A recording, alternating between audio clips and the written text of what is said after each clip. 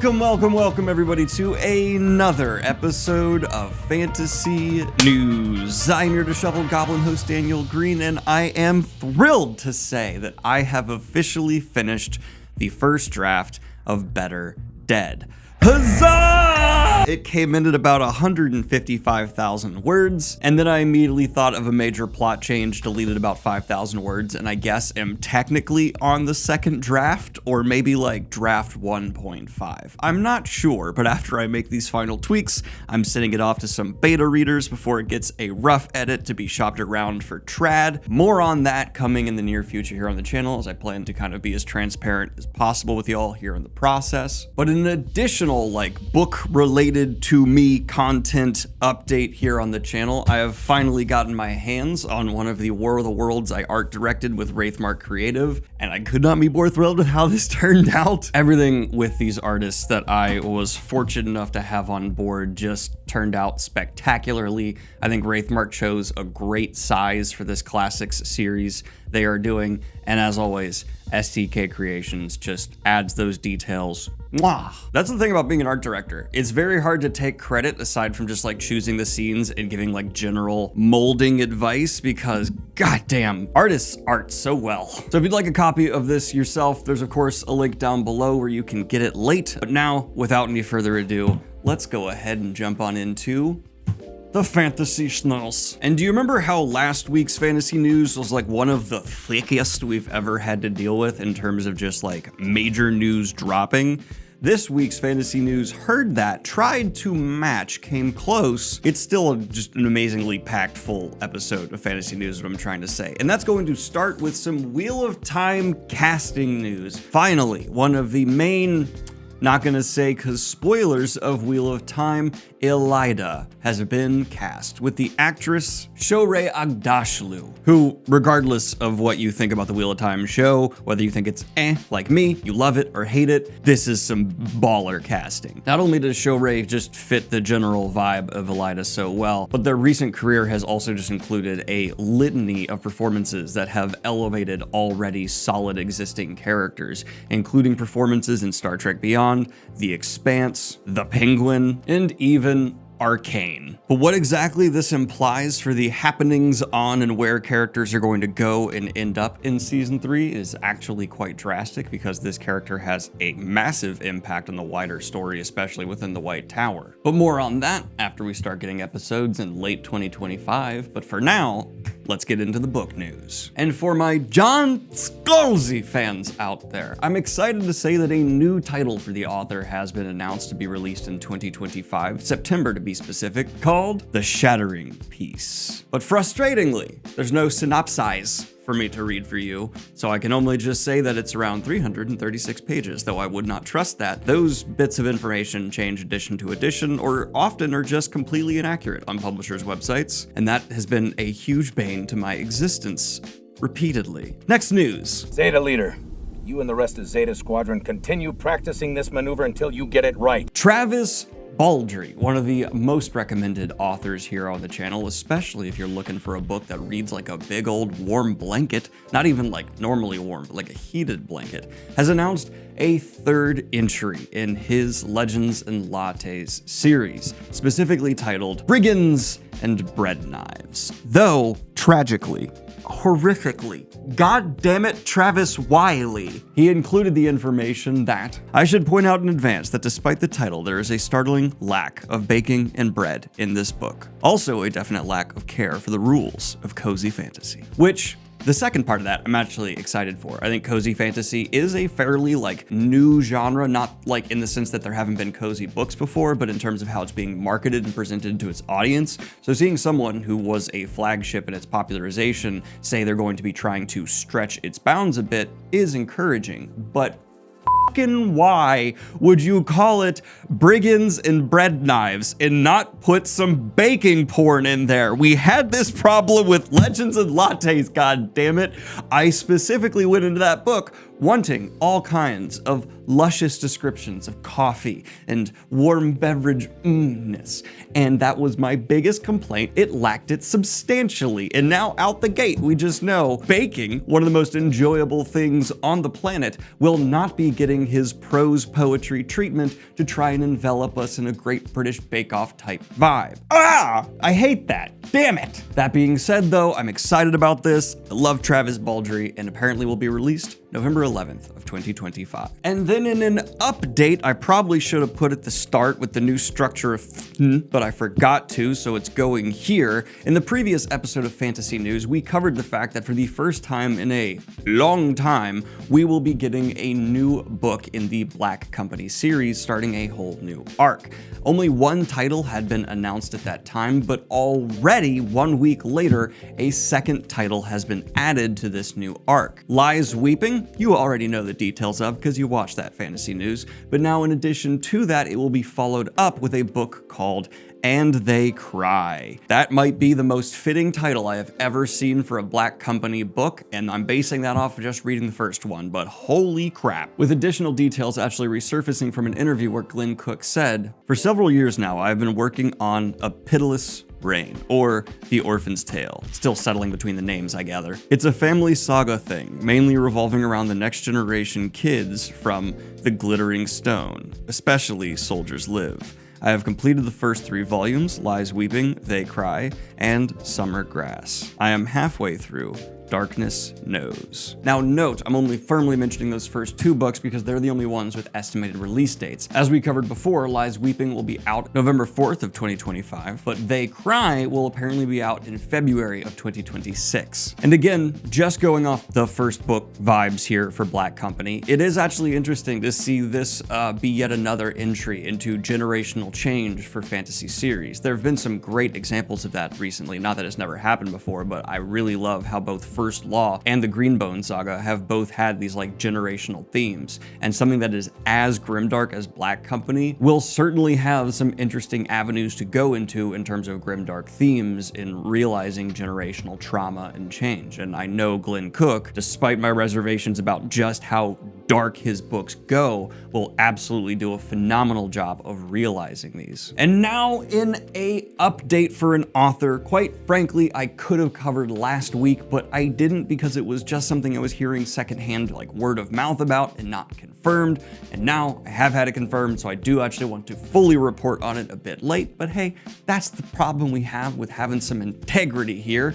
Anyway, back to it. Robin Hobb at Dragonsteel Nexus confirmed. She said without deadlines, she'll write 3 out of 4 or 7 out of 8 of a book, then get distracted by another book to write. And she has 3 to 4 books on her laptop that are few chapters away from being finished. But she finally committed to signing the contract on a book 3 days ago. And apparently she has been working on 2 sequels, according to a fan who watched an interview with her live for Realm of the Elderlings. But please keep in mind, there has been no press release about any of this. This was an author speaking to a small group at a convention, and details are absolutely subject to change, especially with Robin Hobb being public and open about some health issues that have been slowing her writing. But that's not the last legend in the space we're going to be talking about today by a long shot, and that's because Ken Liu has given us some incredible updates. Saga Press has officially announced that they are acquiring 3 new novels from the author, beginning with a thriller titled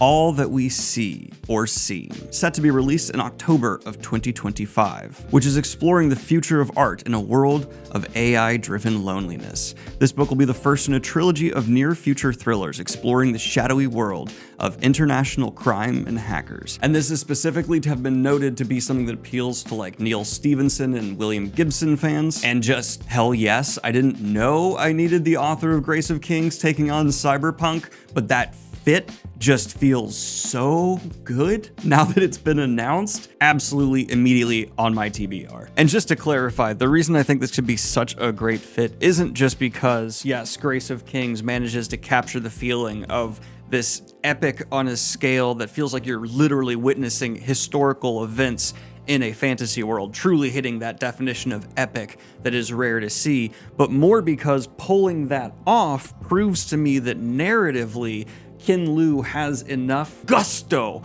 to maybe even bring something that feels fresh to an established genre like Cyberpunk, because Grace of Kings felt like fresh epic fantasy to me, with how it played with time and perspective and conflict. And oh man, how he's gonna bring conflict into those themes around artificial intelligence.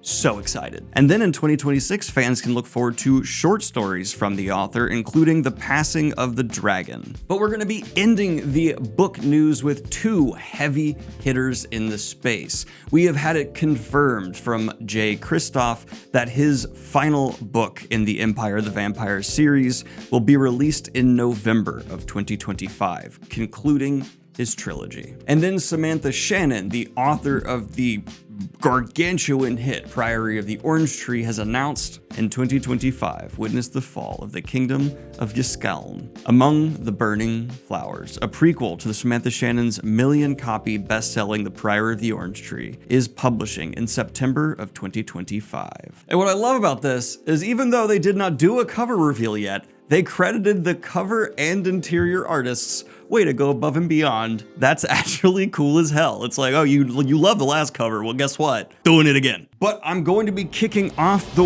wider fantasy space news with debatably the biggest name in the space, because that's right, it's out right now in theaters. There is a Lord of the Rings film playing, and judging by its box office, none of you went and saw it, because in its opening it grossed under $5 million domestically. And officially, Warner Brothers has released a statement saying that the film was fast-tracked to ensure New Line Cinema did not lose the film adaptation rights for Tolkien novels, which explains a lot. Now, I am not trying to comment on the quality of this film, because I do not believe in doing that for something that I have not seen yet. The reviews have been a bit split. One of the frequent points of criticism I've seen has been that in terms of bringing the world of Tolkien to the medium of anime, one of the most fantastical spaces ever imagined, with the maximum potential to be realized like never before, with a medium that has endless possibilities of visuals, it's an extreme letdown. I do want to add a note here that I am not in any way, shape, or form saying it's because it's 2D animation. 2D animation can be absolutely stunning, and it's more about just the finished look of the style they went for, and how it seems, at least in what I've seen so far, a little unpolished. And hearing that things were fast-tracked does seem to align with that criticism. But again, I'm only talking about seeing trailers and clips. Make your own opinion before you go ahead and leave a rant, rage-filled comment, please. But first, I want to give a tremendous sponsor thank you to Squarespace. Squarespace is the all-in-one education platform here to encourage entrepreneurs to stand out and succeed online. No, this is not a filter on my voice, I'm just doing it. And not only are they going to teach you the tips and tricks of the trade. Wow. Their asset library allows you to upload, organize, and access all of your content from one place, as well as manage all your files from one central hub and use them across the entire Squarespace platform. And for anyone, I did not stop because this hurts my voice, who does not have a background like myself in coding, Squarespace's flexible website templates provide... Why did that make me gag? Provide you with a list of professional designs for every category and use, on every device. So head on over to squarespace.com for a free trial when you're ready to make your first purchase of a domain or website. Go to squarespace.com/Daniel Green for 10% off your purchase. Back to But while we had some bad news here for the Lord of the Rings franchise, we have had some great news for the Silo franchise, currently being adapted over at Apple TV+. And that is because it is officially coming to an end with Season 4. Well, Season 2 is going on currently, but that isn't bad. In fact, that actually just aligns with their current timeline of bringing the series to a conclusion with the length of the novels. Well, coming to a conclusion and not drawing things out. And as much as it pains me to say, good job to Apple for not milking something just for the sake of squeezing them udders. And there's a quote from the showrunner Graham Yost that says, "It has been a richly rewarding experience to adapt Hughes epic novels with our partners at Apple, and we are thrilled to have an opportunity to bring this complete story to the screen over the course of 4 seasons. With the final 2 chapters of Silo, we can't wait to give fans of the show an incredibly satisfying conclusion to the many mysteries and unanswered questions contained within the walls of these silos. Oh, I was wrong.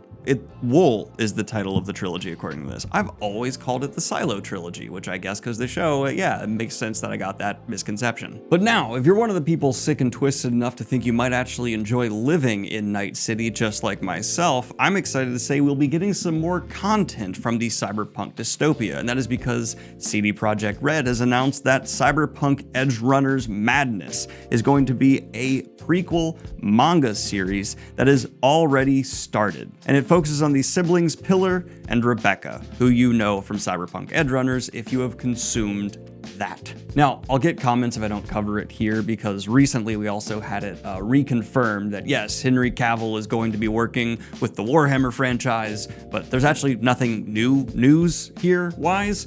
This is just something they do whenever it's like been a minute since they've had a media surge. They'll just be like, hey, remember we're doing this thing? It's confirmed. And then we go like, so yes, no new updates, but what I covered before, they wanted you all to know, still happening, which, fair, to be honest, because a lot of projects do just get announced and then fade into the ether, never to be heard from again. You know it's stretching when the biggest thing they can pull to the headline is, it may take a number of years, which, adapting Warhammer 40k, I would hope so. But now we are going to be getting into the trailer news with some exciting news for zombie fans, because not only do we have super quickie news, another Evil Dead film in the works, but also we have had a trailer drop for Return of the Living Dead. And on top of that, there has also been a trailer dropped for 28 years later. Will these live up to the legacy of the franchise? Only time will tell. But in another interesting trailer that dropped, we also have had a sci-fi concept trailer for Gorge be released, starring Anya Taylor-Joy and Sigourney Weaver, alongside Miles Teller. And this seems to be following 2 people on outposts overwatching a gorge, which is said to be the gate of hell, and communicating while breaking the rules. And despite me watching this and now wanting to see it once it's released on Apple TV+, I'm gonna wave you all off of watching this trailer. It gives away way too much. In fact, I'm only gonna play the first little bit of it here for a first look. Damn, this fell into the trap of giving basically half the hand, it seems, for its audience, and that ticked me off. Don't do that, studios. And it'll be streaming February 14th of 2025. Happy Valentine's Day, sweetheart. I love you. But for the video game trailers that dropped, we had our first looks at Outer Worlds 2, as well as a mobile game for Game of Thrones called Game of Thrones King's Road. And nope, we're never gonna get a AAA title that does that franchise or even the early seasons of the adaptation justice, just mobile games. Enjoy. It looks like it's from a PlayStation 2, which graphics aren't like the end-all be-all, but still, it's kind of just like a little disappointing. Anyway, next news. We also had the trailer drop for Borderlands 4. I just choked. I was going to try and do a one breath thing, but I failed it. But in the biggest news of video game space, at least for big titles, all of that is completely blown out of the water by what Elden Ring announced. Because no, we're not just getting a DLC for Elden Ring again that's going to live up to the last DLC that dropped that was incredible, but a whole new standalone co-op game is set to be released for Elden Ring. Elden Ring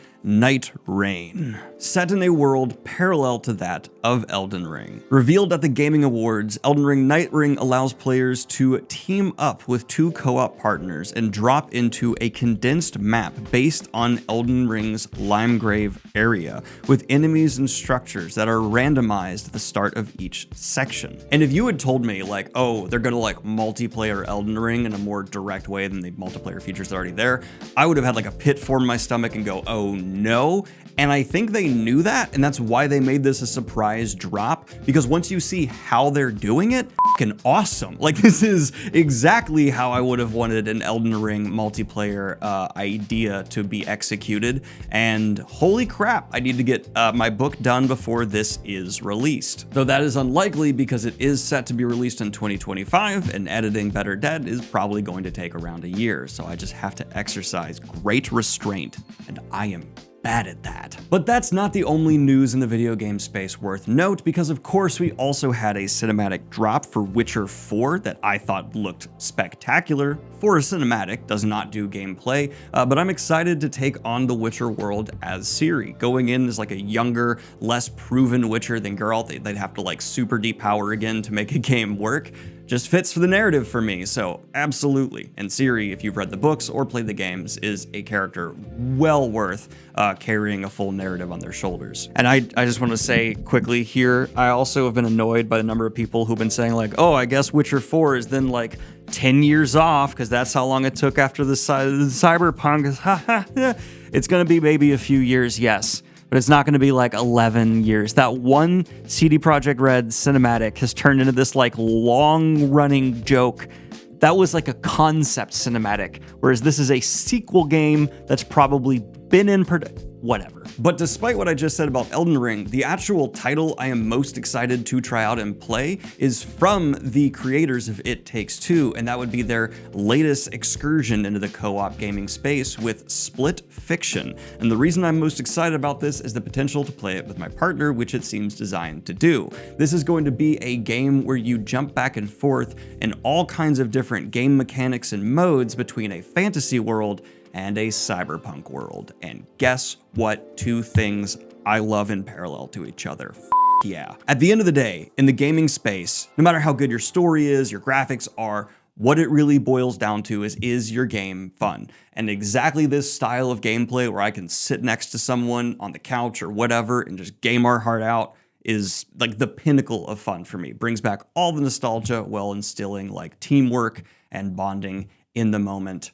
Fabulous. But this has just been your latest episode of Fantasy News. Like and subscribe if you have not already, and hit the Patreon if you want to support what I do here. Pick up my books linked down below, including Neon Ghosts, if you'd like to see where I was at a few years ago compared to where I am now with my writing.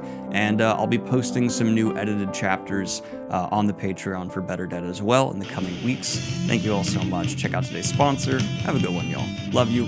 Peace. And I'd like to record a special shout out to my latest high tier Patreons, Johnny Reeds, Nikki Coyle, and Dylan Olander.